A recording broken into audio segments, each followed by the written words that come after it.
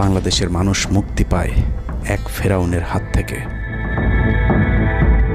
হাসিনা পালিয়ে যাওয়ার সেই খবর পৃথিবীর সবাই জানে, কিন্তু 3 থেকে 5 তারিখ পর্যন্ত ক্যান্টনমেন্টে কিছু ঘটনা ঘটেছে যেই ঘটনা এখনও আমাদের কাছে অজানা। 3 তারিখ সেনাপ্রধানের ওই ভার্চুয়াল মিটিংয়ের পর মোটামুটি নিশ্চিত হয়ে যায় শেখ হাসিনা অধ্যায় বাংলাদেশের শেষ।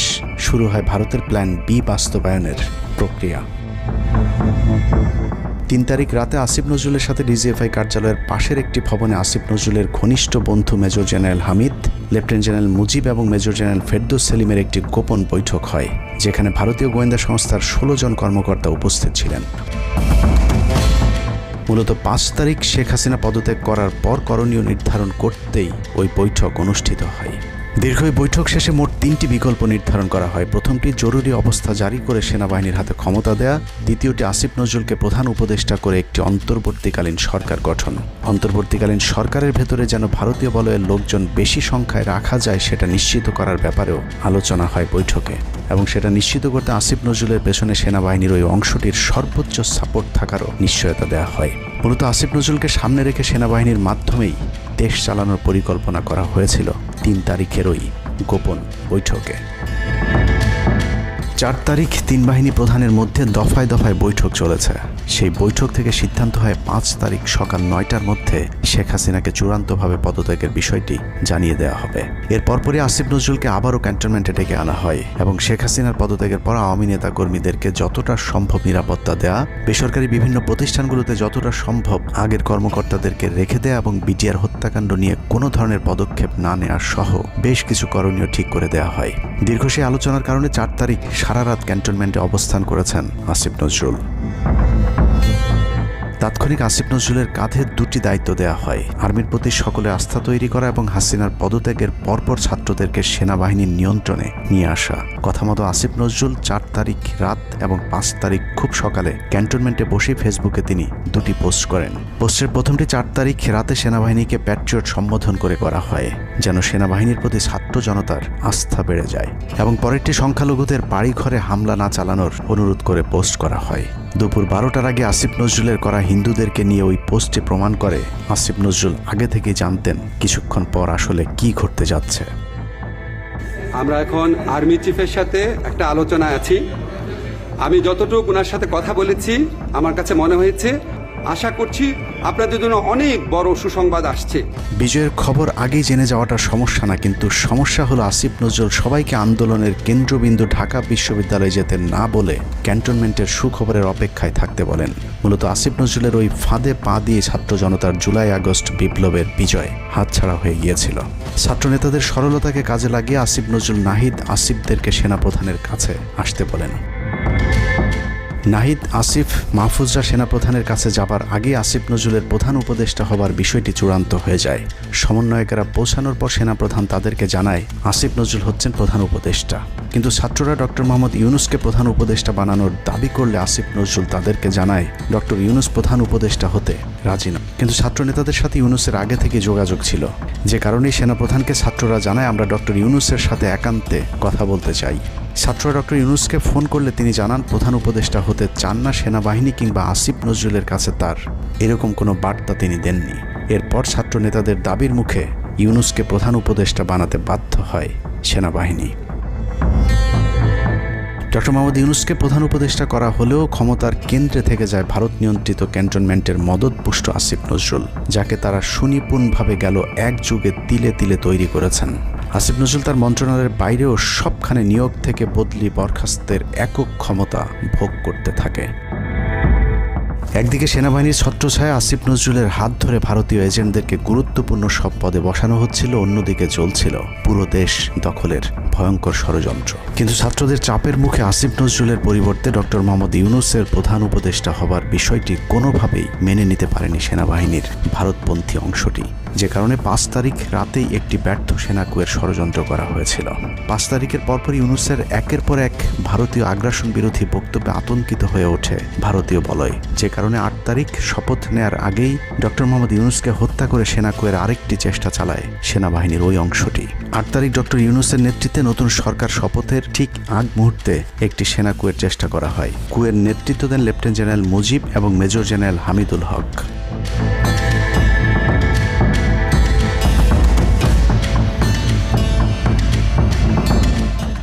পশ্চিমা একটি গোয়েন্দা সংস্থা বিষয়টি দ্রুত সেনাপ্রধানকে জানালে জেনারেল ওয়াকার তাদের পরিকল্পনা ভণ্ডুল করে দেয়। সেনাপ্রধান তাৎক্ষণিকভাবে লেফটেন্যান্ট জেনারেল শামীমকে পিএসও এএফটি থেকে সিজিএস হিসেবে নিয়োগ দেন এবং মুজিবকে কিউএমজি থেকে আটডগে বদলি করেন, যদিও 8 তারিখ রাত থেকেই মুজিব পলাতক রয়েছেন।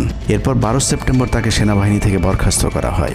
একই দিনে লেফটেন্যান্ট জেনারেল হামিদুলকে স্বেচ্ছায় অবসরে পাঠানো হয়। এনডিসি থেকে মেজর জেনারেল সাইফুলকে মিনিস্ট্রি অফ ফরেন অ্যাফেয়ার্স এবং চিফ অফ জেনারেল স্টাফ শাহিনকে এনডিসিতে পাঠানো হয়।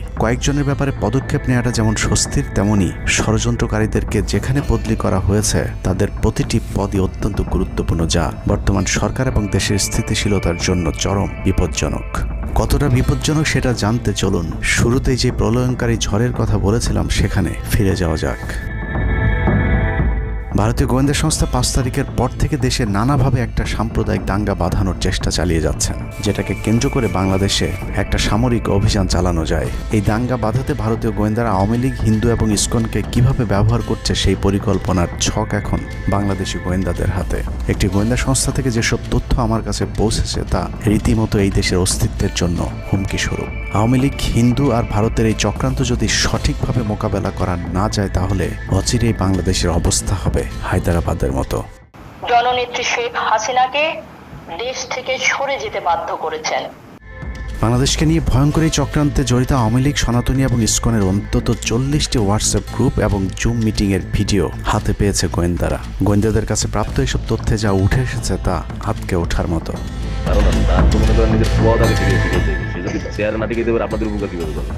সেনাপ্রধান জামাত হলে এতদিন আওয়ামী লীগ বাইকে ফেলা দিত, ঠিক আছে? এটা তো আমাদেরও আওয়ামী লীগেরও একটা গেম হতে পারে, বলা যায় জামাত শিবিরের উপরে সব চাপা দিতে পারে, এটাও হতে পারে। এসব গ্রুপগুলোতে রীতিমতো বাংলাদেশের বিরুদ্ধে যুদ্ধের প্রস্তুতি চলছে।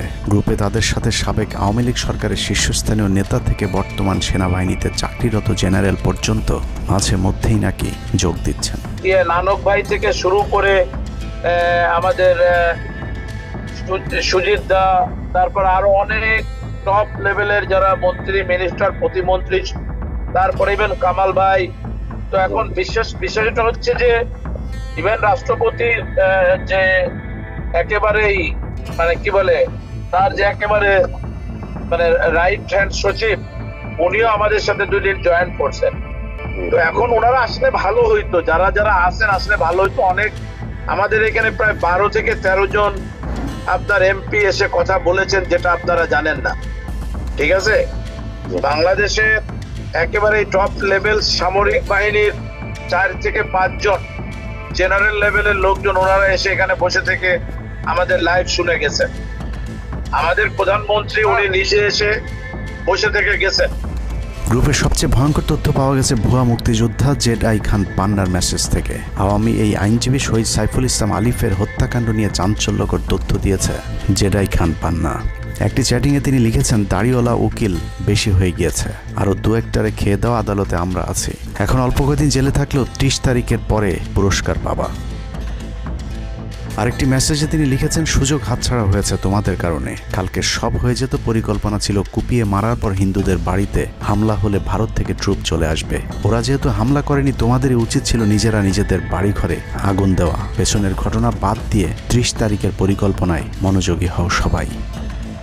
শহীদ আলিফ হত্যাকাণ্ড নিয়ে আরেকজন লিখেছেন, কালকে আদালতে একটা লাশ পড়বে, হিন্দু ভাইদের পাশে আমাদের সবাইকে থাকতে হবে, ব্রিগেড মেজরের কমান্ড মেনে চলতে হবে। 30 তারিখের কর্মসূচি নিয়ে গ্রুপটিতে সশস্ত্র যুদ্ধের মাধ্যমে দেশ দখলের ভয়ঙ্কর সব আলোচনা করার ভিডিও হাতে এসেছে আমাদের।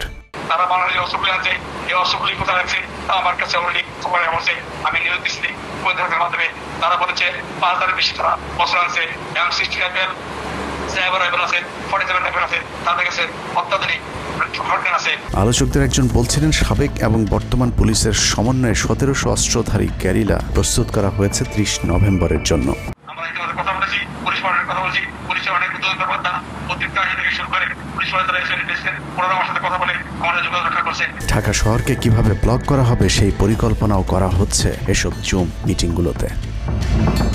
আমাদের কাজ হলো আবদুল্লাহপুর, আবদুল্লাহপুর, আশুলিয়া, টঙ্গির আছে, আরো উত্তরা, ওইটা একটা ব্লক দিবেন, তাহলে আমরা খুব সহজেই আমাদের কাজ সফলতা পাবো। সশস্ত্র যুদ্ধের জন্য পুরো দেশকে মোট 10টি বিভাগে বিভক্ত করা হয়েছে, যেখানে একজন করে ব্রিগেড মেজর নিয়োগ দেওয়া হয়েছে, যাদের সবাই দেশেই অবস্থান করছেন।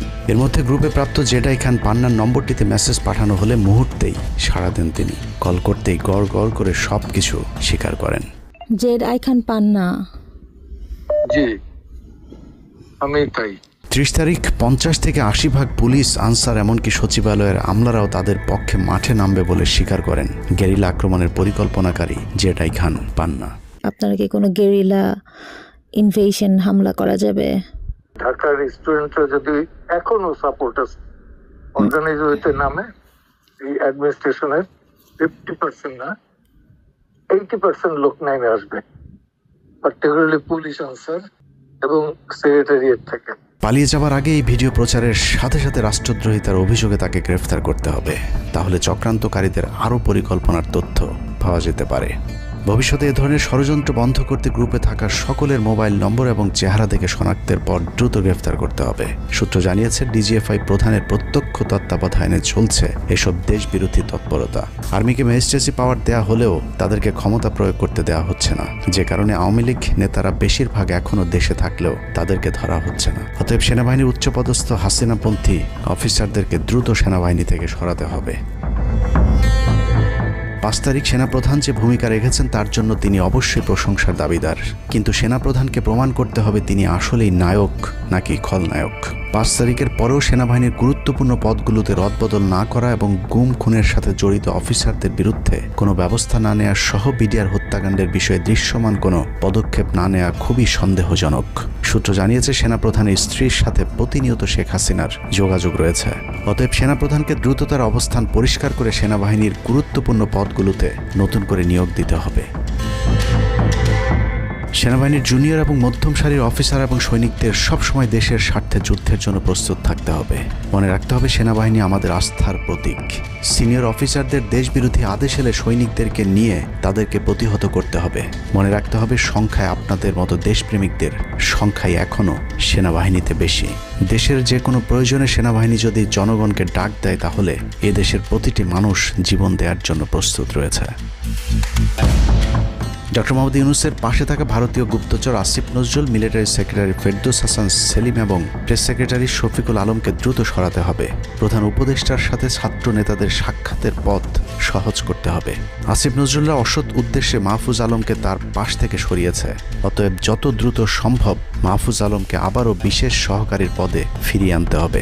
গুরুত্বপূর্ণ যে কোনো সিদ্ধান্তের ক্ষেত্রে নাহিদ এবং আসিফদের মতামত প্রধান উপদেষ্টাকে গুরুত্বের সাথে নিতে হবে।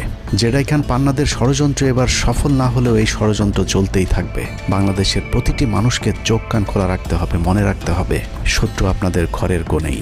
ভারত যদি বাংলাদেশে আক্রমণ করে, তাহলে সবার আগে আওয়ামী লীগ আর শ্রীকৃষ্ণের ভক্তরাই আপনার গলায় ছুরি ধরবে। অতএব শত্রুরা যেন আবারও বাংলাদেশের স্বাধীনতাকে ভারতের কাছে বিক্রি করতে না পারে, সেদিকে সবাইকে লক্ষ্য রাখতে হবে। আল্লাহ হাফেজ।